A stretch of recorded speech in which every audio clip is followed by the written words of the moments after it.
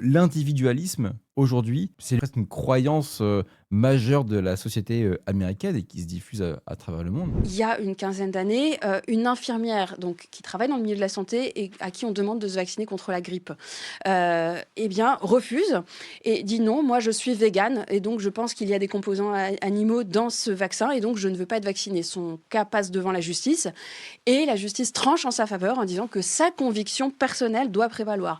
Les OK. États-Unis, c'est un pays qui revendique la liberté d'abord, plus que l'égalité. Je viens de réfléchir à un truc, mais quand elle disait que les Américains, ils mettent plus en avant la liberté que l'égalité, moi je dirais qu'ils mettent plus en avant l'individualisme plutôt que la communauté, carrément. Parce que on en est plutôt à ce niveau-là. Je capte ce truc de liberté-égalité, mais j'aime pas qu'on oppose les deux. C'est comme cette vidéo qui avait été faite de Macron qui disait ouais, la droite, elle préfère la liberté et la gauche, l'égalité. Je pense personnellement qu'on est plus dans un combat entre une idéologie qui place l'individu et la réalisation de l'individu au centre de ses préoccupations et une autre qui est plus du mode nous, ce qu'on veut, c'est réussir en tant que communauté parce que si on met en place des mécaniques pour que des individus l'emporte, il y aura forcément des individus qui vont l'emporter sur d'autres et ça va créer des inégalités. Et c'est ça le vrai combat. Par exemple, quand une personne dit je ne veux pas me vacciner, elle met en danger d'autres personnes.